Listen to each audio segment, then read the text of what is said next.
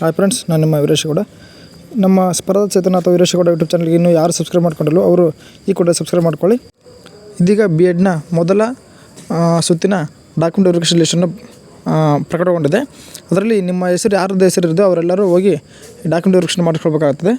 ಯಾರು ಡಾಕ್ಯುಮೆಂಟ್ ವೆರಿಫಿಕೇಷನ್ಗೆ ಹಾಜರಾಗೋದಿಲ್ಲ ಅವರನ್ನು ಮುಂದಿನ ಆಯ್ಕೆಗೆ ಅಂದರೆ ಮೊದಲ ಸುತ್ತಿನ ಕಾಲೇಜ್ ಸೀಟು ಆಯ್ಕೆಗೆ ಅವ್ರನ್ನ ಪರಿಗಣಿಸೋದಿಲ್ಲ ಎಂದು ಅವರು ತಿಳಿಸಿದ್ದಾರೆ. ಇಲ್ಲಿ ಯಾವ್ದಾರು ಚೆಕ್ ಮಾಡೋದಂತ ನಾನು ಇಲ್ಲಿ ತಿಳಿಸ್ಕೊಡ್ತಾ ಹೋಗ್ತೀನಿ. ಮೊದಲಿಗೆ ಇಲ್ಲಿ ಮೊದಲನೇದಾಗಿ ಗೂಗಲ್ ಕ್ರೋಮ್ ಬ್ರೌಸರ್ನ ಓಪನ್ ಮಾಡ್ಕೊಳ್ಳಿ. ಓಪನ್ ಮಾಡ್ಕೊಂಡ ನಂತರ ಇಲ್ಲಿ B.Ed 2024 ಅಂತೇಳಿ ಸರ್ಚ್ ಮಾಡ್ಕೊಳ್ಳಿ. ಸರ್ಚ್ ಮಾಡ್ಕೊಂಡ ನಂತರ ಮೊದಲನೇದಾಗಿ ಕಾಣಿಸ್ತಲ್ಲ ಲಿಂಕು ಬ್ಲೂ ಕಲರಲ್ಲಿ, ಅದು ಕ್ಲಿಕ್ ಮಾಡ್ಕೊಂಡ ನಂತರ ನಿಮಗೆ ಒಂದು B.Ed application home page open ಆಗುತ್ತೆ. ಅದರಲ್ಲಿ ಆರ್ಟ್ಸ್ ವೆರಿಫಿಕೇಷನ್ ಲಿಸ್ಟ್ ಮತ್ತು ಸೈನ್ಸ್ ವೆರಿಫಿಕೇಷನ್ ಲಿಸ್ಟು ಎರಡೂ ತೋರಿಸುತ್ತೆ. ನಿಮ್ಮದು ಸೈನ್ಸ್ ಇರ್ಬೋದು ಅಥವಾ ಆರ್ಟ್ಸ್ ಇರ್ಬೋದು, ನಿಮ್ಗೆ ಯಾವ್ದು ಬೇಕೋ ಆ ಲಿಸ್ಟನ್ನು ಕ್ಲಿಕ್ ಮಾಡ್ಕೊಳ್ಳಿ. ಕ್ಲಿಕ್ ಮಾಡ್ಕೊಂಡ ನಂತರ ಒಂದು PDF ಫಾರ್ಮೆಟಲ್ಲಿ ಒಂದು ನಿಮ್ಮ ಲಿಸ್ಟ್ ಓಪನ್ ಆಗುತ್ತೆ.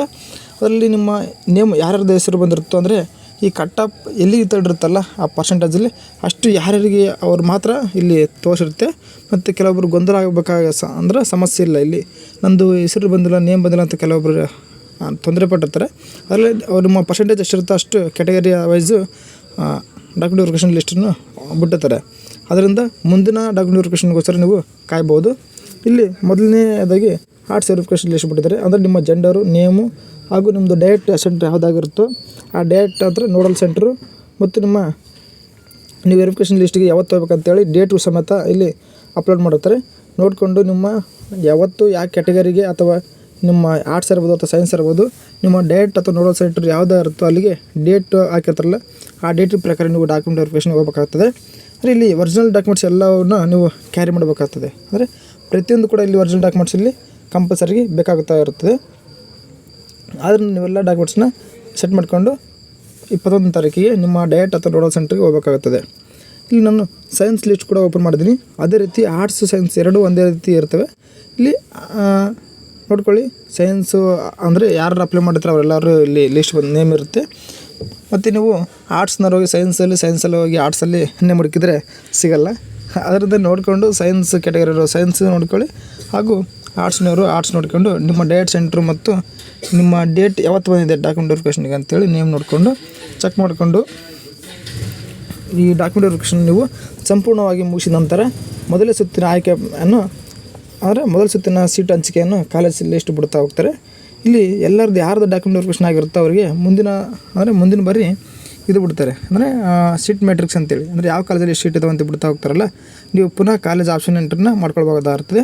ಅದಾದ ನಂತರ 3 ದಿನಗಳ ಒಳಗೆ ನಿಮ್ಮ ಸೀಟ್ ಹಂಚಿಕೆಯ ಲಿಸ್ಟನ್ನು ಪುನಃ ಅವರು ಅಪ್ಲೋಡ್ ಮಾಡ್ತಾರೆ. ಅದರಲ್ಲಿ ನಿಮ್ಮ ಕಾಲೇಜ್ ಸೆಲೆಕ್ಷನ್ ಲಿಸ್ಟ್ ಯಾವುದೇ ಇರುತ್ತೋ ಆ ಕಾಲೇಜಿಗೆ ನಿಮ್ಮ ಕ್ಯಾಟಗರಿ ವೈಸು ಅಥವಾ ಪರ್ಸೆಂಟೇಜ್ ವೈಸು ಸೆಲೆಕ್ಟ್ ಆಗಿರ್ತಾರಲ್ಲ ಅಲ್ಲಿ ಹೋಗಿ ನೀವು ಡಾಕ್ಯುಮೆಂಟ್ ವೆರಿಫಿಕೇಷನ್ ಮಾಡ್ಕೊಂಡು ನಂತರ ಹೋಗಬೇಕಾಗ್ತದೆ, ನೀವು ಕಾಲೇಜ್ ಅಡ್ಮಿಷನ್ ಮಾಡಬೇಕಾಗ್ತದೆ. ಇಲ್ಲಿ ನಿಮ್ಮ category wise cut off marks ಬಿಟ್ಟಿದ್ದಾರೆ, ಅಂದರೆ ಎಷ್ಟು ಪರ್ಸೆಂಟೇಜು ಇಂಥ ಕ್ಯಾಟಗರಿ ಅಂತೇಳಿ ಬಿಟ್ಟಿದ್ದಾರೆ. ನಿಮ್ಮ ಕ್ಯಾಟಗರಿ ಯಾವುದು ಬರ್ತದೆ ಅದನ್ನು ನೋಡಿಕೊಂಡು ಡಾಕ್ಯುಮೆಂಟ್ ವೆರಿಫಿಕೇಷನ್ಗೆ ಹೋಗಬೇಕಾಗ್ತದೆ. ಮತ್ತು ನಿಮ್ಮ ಮುಂದಿನ ಹಂತಕ್ಕಾಗಿ ನೀವು ವೇಟ್ ಮಾಡಬೇಕಾಗ್ತದೆ. ಹಾಗೆ ಇಲ್ಲಿ ಹೈದರಾಬಾದ್ ಕರ್ನಾಟಕ ಅಭ್ಯರ್ಥಿಗಳು ಕೂಡ ಅಂದರೆ ಹೈದರಾಬಾದ್ ಕರ್ನಾಟಕ ಮತ್ತು ನಾನ್ ಹೈದರಾಬಾದ್ ಕರ್ನಾಟಕ ಎರಡೂ ಲಿಸ್ಟ್ ಬಿಟ್ಟಿರ್ತಾರೆ ಪರ್ಸೆಂಟೇಜ್ ವೈಸು ನೋಡ್ಕೊಳ್ಬೋದು. ಇಲ್ಲಿ ನಾನಿಲ್ಲಿ ಹೈದರಾಬಾದ್ ಕರ್ನಾಟಕ ತೋರಿಸಿದ್ದೆ, ಹಾಗೂ ಇಲ್ಲಿ ಅಂದರೆ ಹೈದರಾಬಾದ್ ಕರ್ನಾಟಕ ತೋರಿಸ್ತಾ ಇದ್ದೀನಿ. ಅದನ್ನು ನೋಡ್ಕೊಳ್ಳಿ. ನಿಮ್ಮ ಕ್ಯಾಟಗರಿ SC ಇರ್ಬೋದು, ST ಇರ್ಬೋದು, GM ಇರ್ಬೋದು, 2A ಇರ್ಬೋದು, ಯಾವ ಕ್ಯಾಟಗರಿಗೆ ಎಷ್ಟೆಷ್ಟು ಪರ್ಸೆಂಟೇಜ್ ಕಟ್ ಆಫ್ ನಿಂತಿದೆ ಅಂತೇಳಿ ತೋರಿಸ್ತಾ ಇದ್ದಾರೆ. ಅದ್ರ ಮೇಲೆ ನೀವು ಡಾಕ್ಯುಮೆಂಟ್ ವೆರಿಫಿಕೇಷನ್ಗೆ ಹೋಗಬೇಕಾಗ್ತದೆ. ಎಲ್ಲ ಡಾಕ್ಯುಮೆಂಟ್ಗಳನ್ನು ಕಂಪಲ್ಸರಾಗಿ ನೀವು ಅಂದರೆ ತಗೊಂಡೋಗ್ಬೇಕಾಗ್ತದೆ, ಕ್ಯಾರಿ ಮಾಡಬೇಕಾಗ್ತದೆ. ಅಲ್ಲಿ ಒಂದು ಡಾಕ್ಯುಮೆಂಟ್ಸ್ ಇಲ್ಲಾಂದರೆ ಅವರು ನಿಮ್ಮನ್ನು ರಿಜೆಕ್ಟ್ ಮಾಡ್ಬೋದು. ಅದಕ್ಕೋಸ್ಕರ ನೀವು ಕಂಪಲ್ಸರಿಗೆ ಪ್ರತಿಯೊಂದು ಡಾಕ್ಯುಮೆಂಟ್ಸನ್ನು ನೀವು ರೆಡಿ ಮಾಡಿ ಇಟ್ಕೊಂಡು ಒರಿಜಿನಲ್ ಡಾಕ್ಯುಮೆಂಟ್ಸನ್ನ ತಗೊಂಡೋಗ್ಬೇಕಾಗುತ್ತದೆ. ಹಾಗೆ ಈ ಡಾಕ್ಯುಮೆಂಟ್ ವೆರಿಫಿಕೇಷನ್ ಹೋಗ್ತಾ ಇದ್ರಲ್ಲ ಎಲ್ಲರಿಗೂ ಒಳ್ಳೆಯದಾಗಲಿ ಅಂತೇಳಿ ನಾನು ಶುಭ ಹಾರೈಸುತ್ತೇನೆ. ಹಾಗೂ ಇಲ್ಲಿ ಇನ್ನೂ ಕೂಡ ನಮ್ಮ ಸ್ಪರ್ಧಾ ಚೇತನ ಅಥವಾ ವೀರೇಶಗೌಡ ಯೂಟ್ಯೂಬ್ ಚಾನಲನ್ನು ಇನ್ನೂ ಸಬ್ಸ್ಕ್ರೈಬ್ ಮಾಡ್ಕೊಂಡಿಲ್ಲ ಅಂದರೆ ಅಥವಾ ಇದೇ ಮೊದಲು ನಮ್ಮ ಚಾನಲ್ ನೋಡ್ತಾ ಇದ್ದನಿಗೆ ಸಬ್ಸ್ಕ್ರೈಬ್ ಮಾಡ್ಕೊಳ್ಳಿ.